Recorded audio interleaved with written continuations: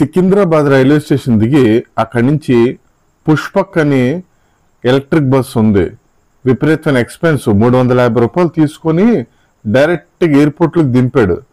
కానీ మీరు ఇంకోలా కూడా రావచ్చు. మెహదీపట్నం దిగిపోయి 50 రూపాయలు ట్యాక్సీకి ఇస్తే ఇలా ఎయిర్పోర్ట్లోకి తీసుకొస్తాడు. మొత్తానికి రాజీవ్ గాంధీ ఇంటర్నేషనల్ ఎయిర్పోర్ట్ చేరుకొని టైం టేబుల్ ముందుగా చూసుకోవాలి. మన ఫ్లైట్ గేట్ నెంబర్ ఎంత, ఇటువైపు ఉందని. దాని ప్రకారంగా 2 గంటలు ముందుగా వచ్చి బోర్డింగ్ పాస్ కలెక్ట్ చేసుకోవాలి బ్యాంకాక్ వెళ్ళడానికి. థాయ్ ఎయిర్ ఏషియా ద్వారా నా ఫ్లైట్ టికెట్ బుకింగ్ జరిగింది. ఫ్లైట్ మొత్తం ఖాళీగానే ఉంది. అది నా అదృష్టంగా భావించాను. మొదటిసారి కనుక ఎక్కడ లేని ఆనందం, సంతోషం, ఏదోలాగా ఫ్లైట్ ఎక్కేశాను. నా కలలో ఎప్పటి నుంచో బ్యాంకాక్ వెళ్ళాలని మొత్తానికి తీరింది. ల్యాండింగ్ అవుతుంది. ఆఫ్టర్ 3.5 అవర్స్ జర్నీ తర్వాత బ్యాంకాక్ డాన్యాంగ్ ఎయిర్పోర్ట్లో ఇది ల్యాండింగ్ జరుగుతుంది. వందల కొద్ది వీడియోలు చూసినా ఫస్ట్ టైం వెళ్ళేటప్పుడు మాత్రం ఎవరైనా తోడుగా ఉండాలి, లేదా ట్రావెల్ ఏజెంట్ ద్వారా వెళ్ళడం చాలా మంచిది. ఎయిర్పోర్ట్ దిగిన వెంటనే ఖచ్చితంగా సిమ్ కొనుక్కోండి, కక్కుర్తి చేయకండి. సిమ్ తీసుకున్న తర్వాత డైరెక్ట్ ఎయిర్పోర్ట్ నుంచి ట్రిప్ స్టార్ట్ చేశాను. మొదట టూరిజం ప్లేసే టైగర్ జూ. టైగర్ జూకి రావడంతో ఎక్కడలేని ఉల్లాసంతో స్పెట్స్ అయి పెట్టుకుని నమస్తే పెడుతూ థాయ్ గర్ల్తో సంబంధించిన కొన్ని వీడియో తీసుకొచ్చాను. ఆవిడకి నమస్కరించి లోపలికి వెళ్ళి ఇక ఫుల్గా ఫుడ్ కొట్టాను. ఎందుకంటే బాగా ఆకలితో ఉన్నాను. వచ్చి రావడం ఇండియన్ బఫెట్ లంచ్ ఉంది, అన్లిమిటెడ్. చక్కగా భోంచేసి టైగర్ షో, క్రొకడైల్ షో 2 చూశాను. టైగర్ షో ఎంత బాగుందంటే మీకు ఇప్పుడు చూపిస్తాను చూడండి. అక్కడ చిన్నప్పటి నుంచే మృగాలను, అంటే పులిని ఎలా పెంచుతున్నారు చూడండి. ఓపెన్ స్పేస్, ఎటువంటి కంచెలే లేవు, ఓపెన్గా వదిలేశారు వాటిని. అంటే మొదటి నుంచి వాటికి ఒక ట్రైనింగ్ చిన్నపిల్లలుగా ఉంటున్నప్పటి నుంచి ఇచ్చి పెంచుతారనమాట. దానివల్ల ఆ ట్రైనరు ఏం చెప్తాడో జరుగుతుంది. చూడండి, ఒరిజినల్ సౌండ్ వినండి.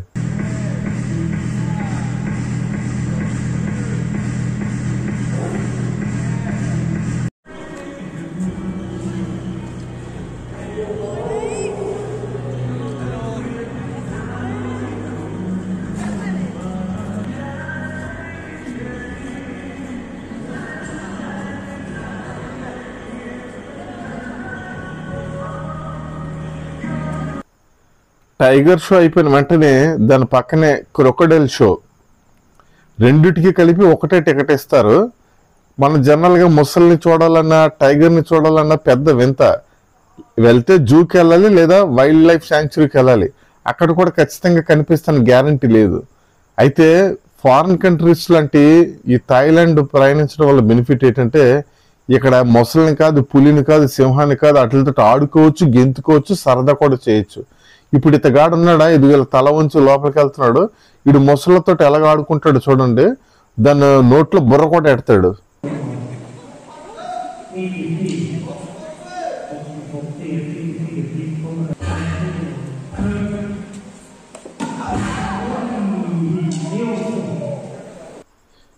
ఏదైతే కలగన్నానో, బ్యాంకాక్ వస్తే ఏంటైతే చేయాలనుకున్నానో, ఎంత స్వేచ్ఛ కావాలనుకున్నానో, ఆ స్వేచ్ఛల అన్నిటికీ నిలువెత్తు రూపమే ఈ హోటల్.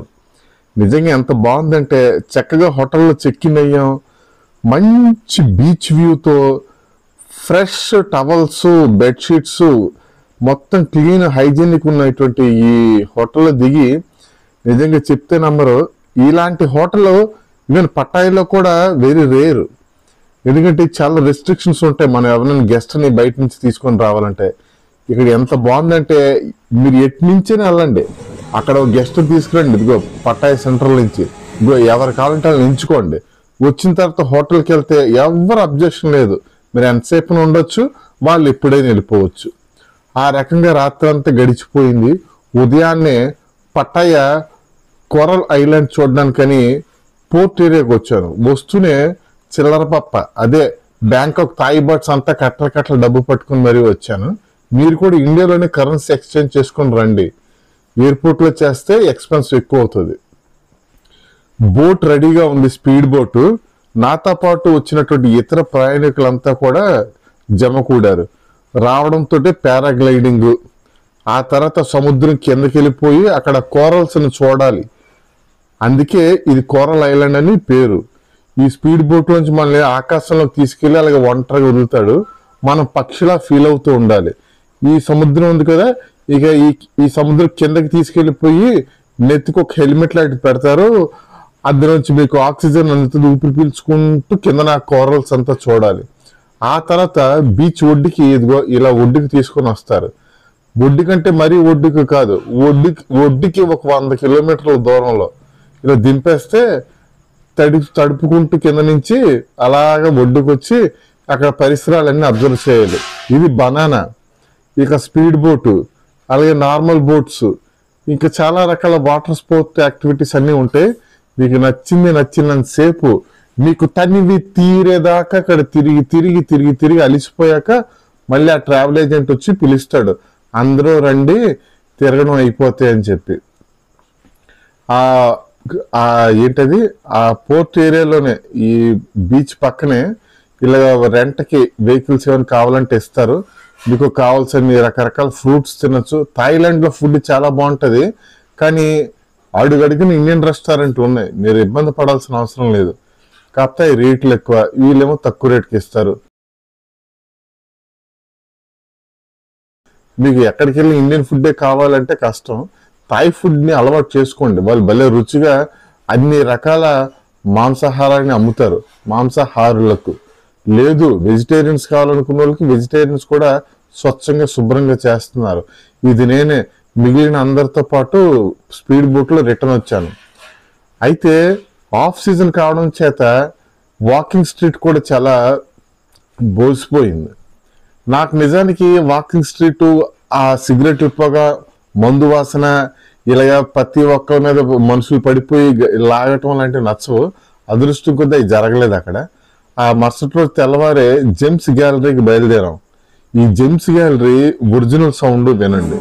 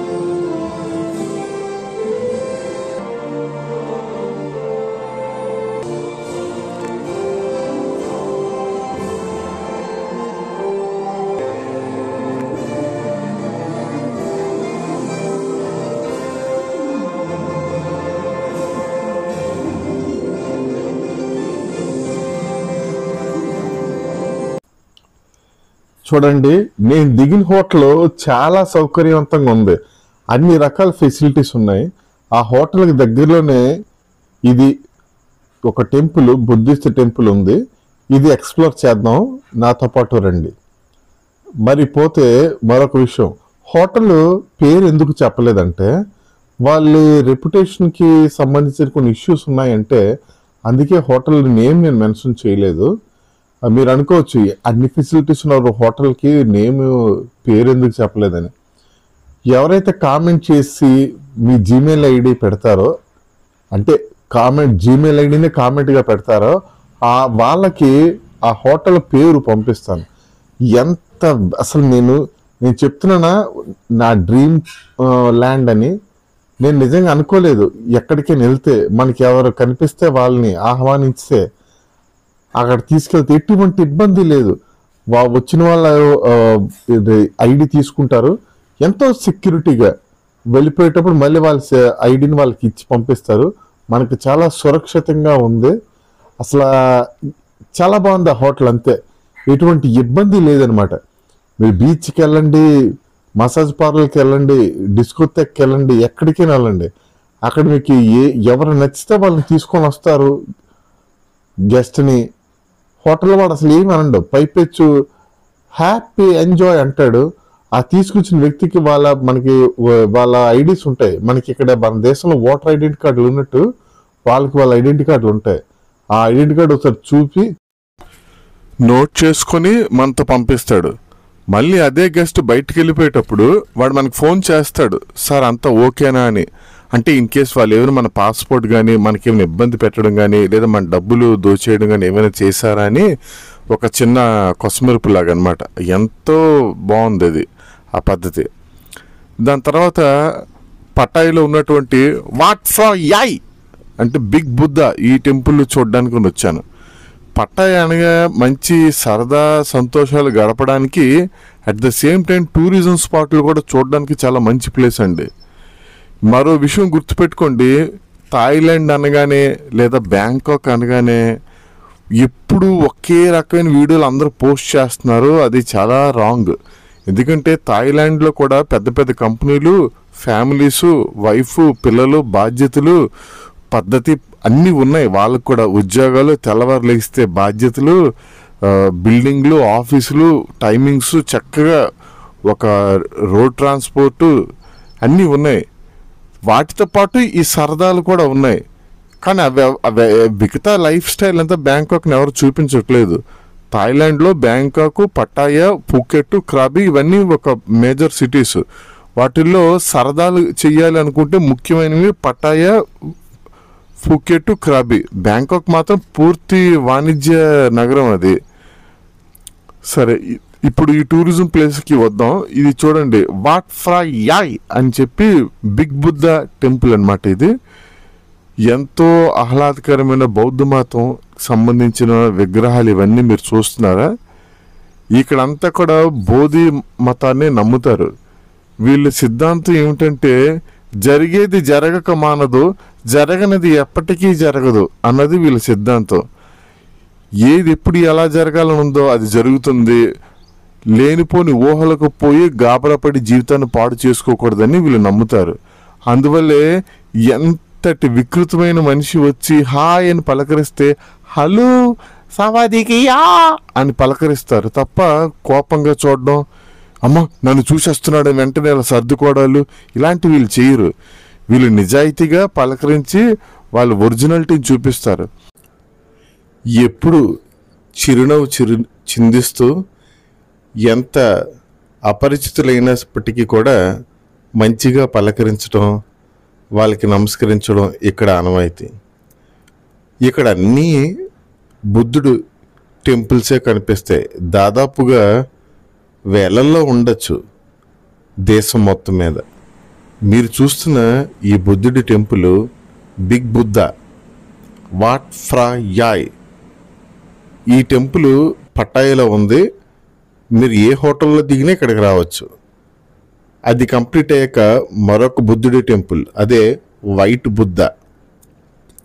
ఈ white Buddha, recliner Buddha, big Buddha, sanctuary of truth ఇవన్నీ కూడా ఒక టెంపుల్కి మరొక టెంపుల్కి డిఫరెన్స్ ఉంటుంది.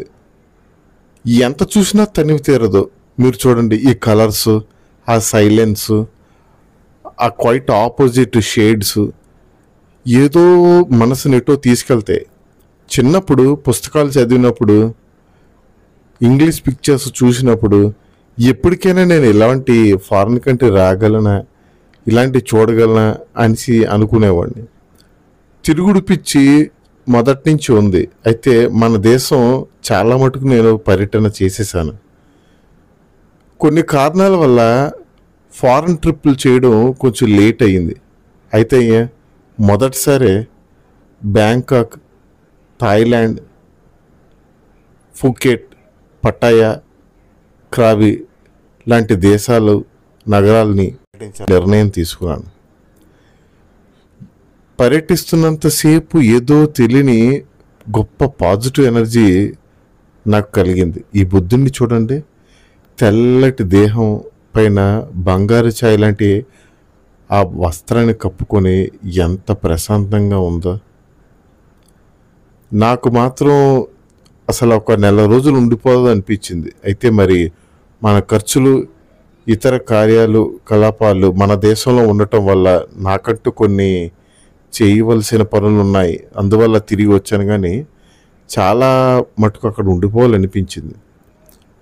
మరి ఎందరికో అనిపించినట్టుంది, 95% అండి థాయిలాండ్ మొత్తం నాకు ఇండియన్సే కనిపించారు. థాయ్ వాళ్ళే తక్కువ ఉన్నారా అని అనిపించింది. అసలు నేను థాయిలాండ్ వచ్చానా లేకపోతే ఇండియాలోనే ఉన్నానా అన్న ఫీలింగ్ కూడా వచ్చింది. రెస్టారెంట్ల నుంచి మొదలుకొని వ్యాపారాలు, టూర్ ఏజెంట్లు, హోటల్స్ అన్నిట్లోని ఇండియన్సే ఉన్నారు. అందులోనూ తెలుగు వాళ్ళు మరీ ఎక్కువ. ఒక రకంగా మంచిదే కదా, మనకి కొంచెం భయం తగ్గుతుంది. ఈ చూడండి, ఆ ఎంత రంగురంగులుగా అవి ఎలాగా ఉన్నాయో, ఆ గుడులు, ఆ గోపురాలు, ఆ కట్టడాలు, అక్కడి ఆచారాలు, వాళ్ళ నమ్మకాలు ఎంతో ముచ్చటేసింది అసలు. ఇది ఇప్పుడు మీరు చూస్తుందంతా పట్టాయి ట్రిప్పే. ఈ వీడియో అంతా కూడా పట్టాయిని బేస్ చేసుకునే చేశాను. మీ మనసులో ఉన్న డౌట్స్, క్లారిఫికేషన్స్, ముఖ్యమైన ఇన్ఫర్మేషన్ ఆల్రెడీ నేను మొదటే చెప్పేశాను. అందుకే గుడికి సంబంధించిన వివరాలు మాత్రమే మాట్లాడుతున్నాను. అయినా మళ్ళీ చివరిగా ఒకసారి, ఇదే జామ్తైన్ బీచ్. ఇక్కడ మీరు పికప్లు చేసుకోండి, తర్వాత పని మీరు చేసుకోండి. మరి వీడియో నచ్చితే లైక్ చేసి సబ్స్క్రైబ్ చేస్తారు కదా.